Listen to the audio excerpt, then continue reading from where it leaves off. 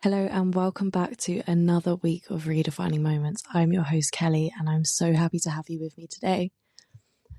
Now, this week, I have to say I have had some of the most powerful conversations with myself and with other people. And it's really given me a lot of perspective and a lot of insight into, I guess, how we can show up in this world.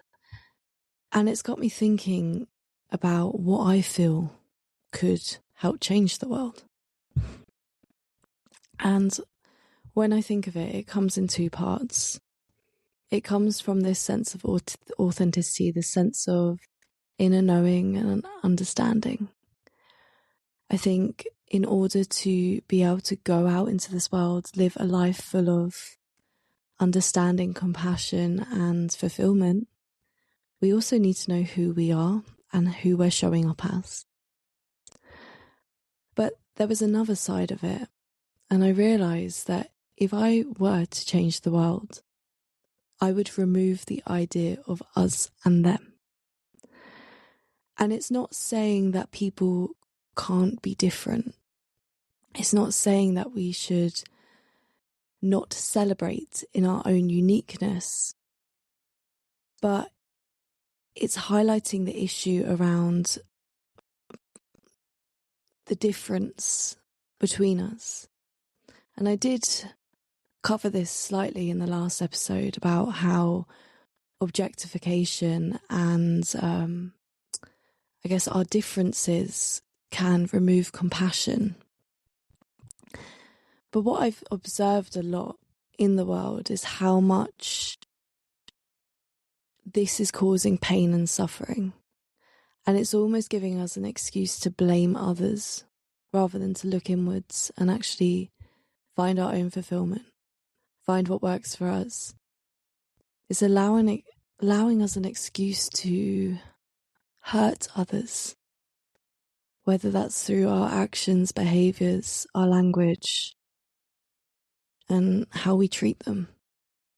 And I think that's something I deeply would want to change if I could. Now, I guess the reason this comes up is I think a lot of what I'm seeing is this sense of hate breeding hate. I think whether you look at the wars going on in the world or I guess the issues facing immigration within countries, even things between or involving gender,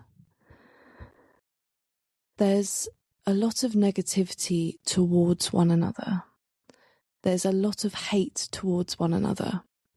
And there's this sense of privilege being thrown around. And don't get me wrong, I totally understand where the privilege comes from. But when we see someone else as being privileged, we put ourselves in this idea of being the victim. We make ourselves smaller. We make ourselves worse off. And in some ways we might be. But that's not their responsibility to fix that. That's ours. And that might be a very controversial opinion. It doesn't take away your experiences. It doesn't take away your pain and suffering. But it takes your power back into your own hands when we stop blaming others. And we look at, okay, this is the problem I'm seeing in the world. How can I be the solution towards it? There was a situation that happened to me a few years ago where someone I used to know commented about my friends and I going to Pride. And they were saying essentially how can you support one area such as Pride but not support the things that are going on in Palestine and other things going on in the world. And essentially saying it's, I think, like closed-minded or narrow-minded activism. And the thing I see in that situation, I approached that person. I said, it would be nice for you to have a conversation with us regarding this, rather than putting it on social media, and actually giving us the opportunity to learn. And I understand where she was coming from. There was a lot of hurt, there was a lot of pain in what was being said. And I could see that they were tired of having to educate people and having to help people understand. And there was a lot of hate within the situation, and I saw a lot of irony within the moment, because I saw someone screaming out for peace whilst creating more hate.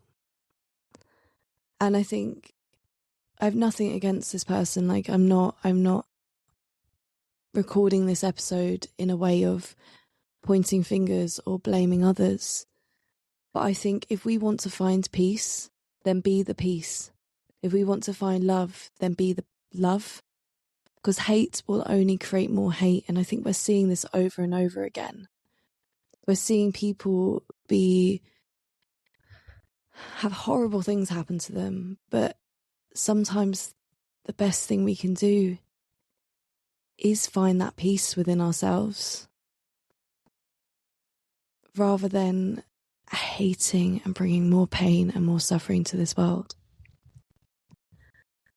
And I'm not saying I'm perfect. Like, I wasn't perfect in that situation, and there is a lot I could learn, but also I'm supporting the areas in the world that I feel are close to my heart.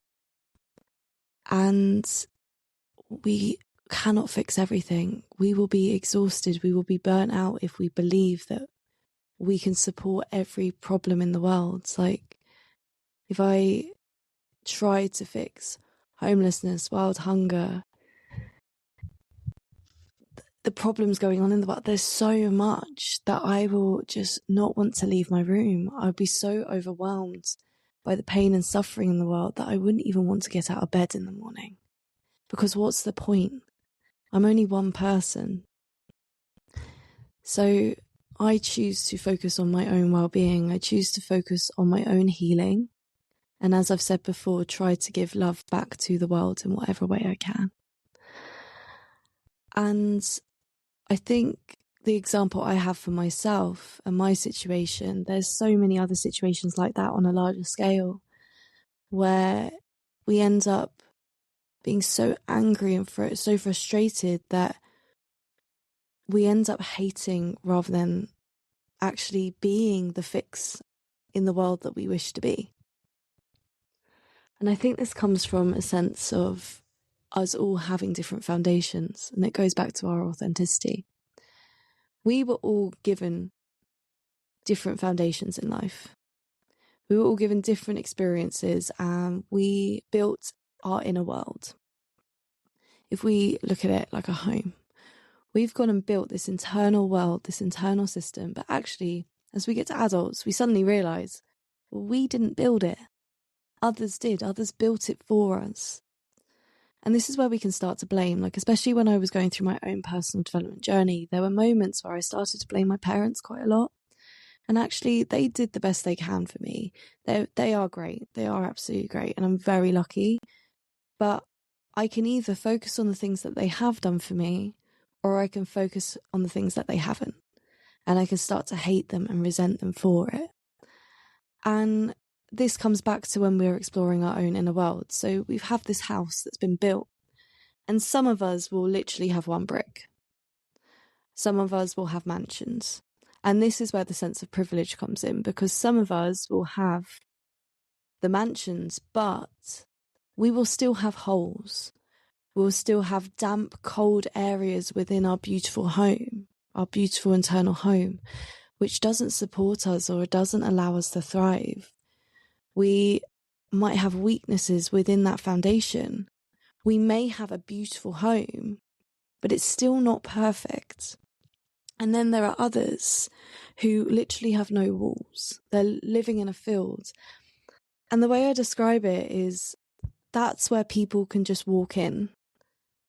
That's where we get upset, because we're allowing people to come into our space, but it's because the doors are open, or we don't have the foundations or stability or structure to keep them out. I hope I'm making sense here, because I realise it makes great sense in my head. It's like a dream. But when you say it out loud sometimes, It's whether it translates, but bear with me. So I would say my home is a beautiful home. I can envision my own childhood home in this situation. But there might be situations where the bricks are made out of different things, or I'm leaving the back door open constantly, and it's allowing people to walk in and cross those boundaries when I haven't given them permission to. And it's my responsibility to look at situations and go, hold on a second, I'm experiencing something right now which doesn't support me or doesn't help me thrive. So where's the weakness in my foundation? What area of my inner home is allowing someone to believe that it's okay to treat me that way? And what is it I need to do to make that area stronger? And I think with this, it's so easy to blame others. It's so easy to say, I am so cold, you're the problem. Why didn't you give me the walls to make me warm? Why didn't you give me the home or the structure to keep me warm? And because of that, we're taking the blame outside of ourselves and taking our power with it. We're giving someone else the power by saying, well, you're responsible for doing this for me. Why aren't you doing it? And in truth, it's our responsibility to go, okay, how can I build this foundation? And if you're building a home and you don't have the skills to build it and you are having to start again and start afresh, this is where we go to seek professional help. It's where we get different people to help us understand the different structures, the different mechanisms. We might go out and explore different ideas, different homes to see how they work for us, how they align. What designs do we want? What's the best and most efficient practice of keeping the home warm and stable? And in some cases, things become outdated. They no longer work. And that's when we might start over again. It's when we might actually reevaluate what we've done and have a full makeover. And when it comes to our inner world, it's just that. It's looking at what we have been given, what has been absolutely great, what foundations do we have and strengths, and sometimes that's really hard to see because it's all you know. But also, where are those gaps? And how can we take responsibility in repairing them, fixing them, making them stronger so not everyone walks all over us or takes advantage, or so we don't feel the effects of the storms that are occurring outside of our warm and comfortable home. Because the only reason a draft can get in is because there is damage or a crack in the window to begin with. And that's the case for us. If someone is taking advantage of you, why? Is there a boundary you're not clearly setting? Is there an action or a form of communication that you are not giving? It doesn't mean that people should treat us badly, but we also have to consider, what are we allowing in that moment? And I think this is also where I think the difference comes in. Seeing others as different. What tends to happen, and I think it happens a lot in our world around us, is people are going, how dare you be suffering when my suffering is worse? You've got the foundation, you've got the mansion. I've only got grass. You cannot tell me that you are suffering when I've got it worse. And once again, it takes that power outside of us, because we're saying to someone, your suffering is less than mine. And in that moment, we're not actually hearing the other person. We're not actually seeing them and valuing them as a human being who suffers. And that's where people get resentful and hurt. And it just creates this vicious cycle of pain where people feel like they are not being seen, they are not being heard, they are not being valued. Whereas when we actually sit and understand our humanness exists with love and with suffering, we can sit and actually listen to that person and empathize with them. We can relate to them on a human level rather than a superiority hierarchical level of someone has to be better and someone has to be more worse off. Instead, we can sit with them and go, I can understand how that's really difficult with you. We don't label them as someone who is privileged. We label them as someone who is a human being who has their own lived experience. And how can we support each other through that? And that's why I really love a lot of the Buddhist techniques of compassion theory and how we see one another as wanting to be free from suffering, fear, and pain, and wanting to find love. And I guess for me, that projects in a way of being seen, heard, and valued as a human being. And I think that's why we're seeing so much pain in the world at the moment, because people have got to a point where they just want to be heard. They just want to be recognized as a human citizen of this planet. And we're focusing so much on the differences between us. We're focusing on what's wrong with each other rather than what is familiar with each other. How can we start to relate to each other's worlds? And also, how can we protect ourselves in the best way possible so the influence of the world doesn't get us down, doesn't destroy us, doesn't determine our existence and very being as a human being? So I think it's really important that we look inwards, but also recognize that just because we have our own suffering doesn't mean that no one else does. So I'll give you a moment to sit with that, because I don't know, it was quite a deep realization for me this week. And I think all of those things, finding peace within our own existence, I think one of the things I've realized I actually think I want to strive for in life is finding peace in a way that my internal world doesn't get impacted by the external world. That I am so strong and secure within my foundations that I allow less to get in and I focus on my own authority. And it means as well, because my world is more stable, I don't feel as fragile when others are involved. I don't feel threatened.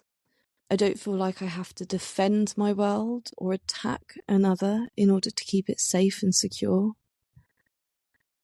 I think a lot of our healing as a humanity is through learning this, understanding this, and recognizing that we're all just trying to get through this life, regardless of where we've started. And we only know what we know. So assuming that others should know better,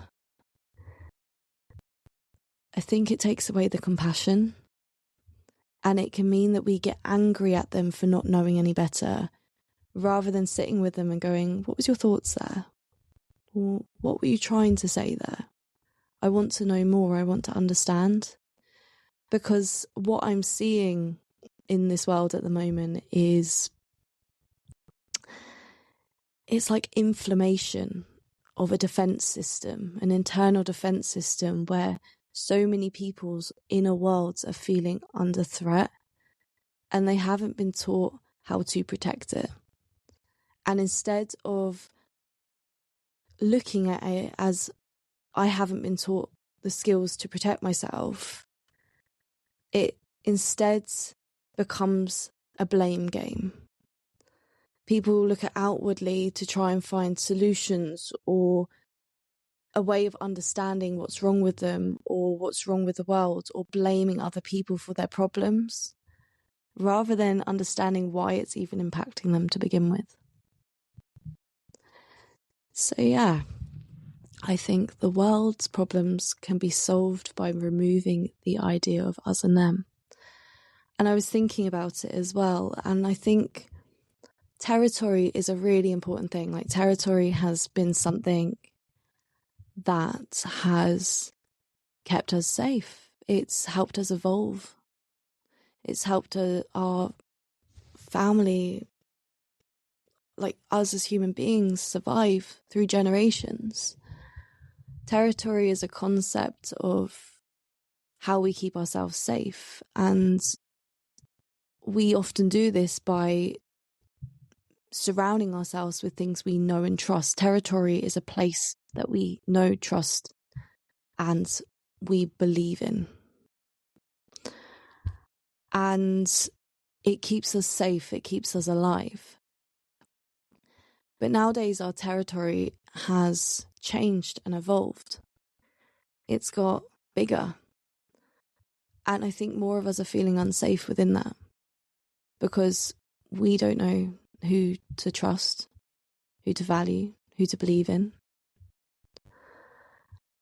And it results in this uncertainty, this sense of uncertainty. But I think also many of us don't know ourselves, so we don't know our territory. And we don't know the people who we can trust and value and surround ourselves by. So it just creates this like complex, messy world. And the truth is, the territory is what restricts us as well. Because when I've been looking at a lot of my own personal development, I say not our personal development, but my own personal development, I've been exploring my own territory. And I can see where my territory has actually become my own prison. It's stopping me from being able to expand and explore myself beyond it.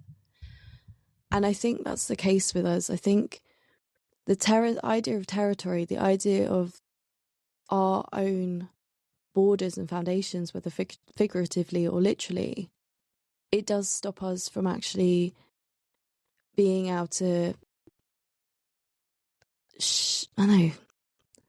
move beyond.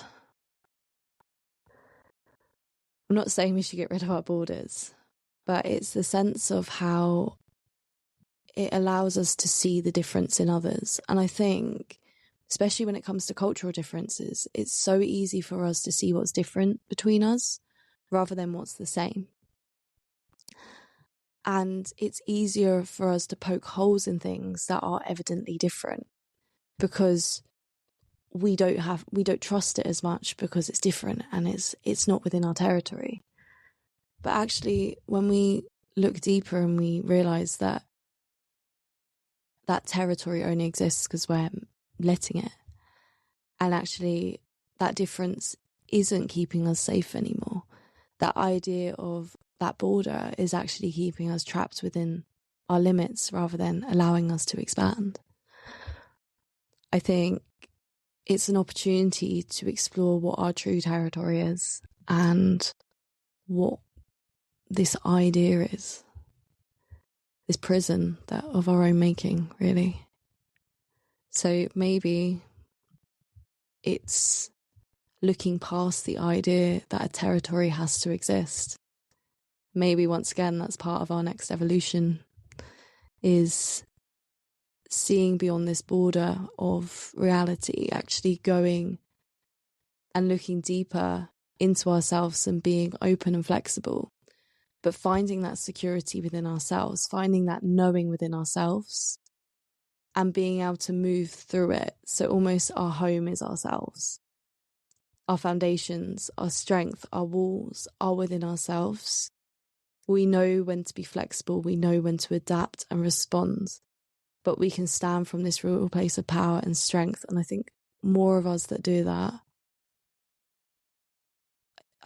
I generally believe there will be a lot more positivity in the world and a lot more kindness and compassion for people to be human beings, for people to exist as they need to exist, for people to live beyond this idea of a mask or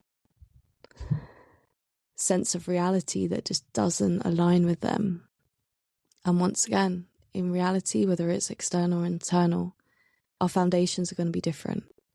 We're going to all have a different experience of life, and we're all going to be starting from different levels. But it's also recognizing that and supporting each other through each level, helping each other find the gaps and fix them or repair them or see a different way, but not forcing them, allowing them to find it within their own time as well. So I hope this episode gives you an opportunity to just think a bit differently about how we respond to the world. As I said in the last episode, there's one finger pointing out, 3 pointing back.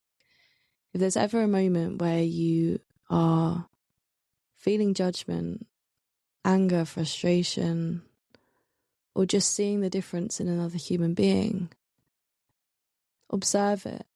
Allow it to be an opportunity of understanding whether it is just a simple observation of how you and another person may differ, or is it something that's stopping you from really connecting to their humanity? I'll leave you with that thought, and if you have any comments, suggestions, or you want to delve into this a bit more, then let me know. I'm happy to discuss, I'm happy to explore. And if you feel there's anyone who could value from this episode, then share it their way. But I will leave you at that. Until next time.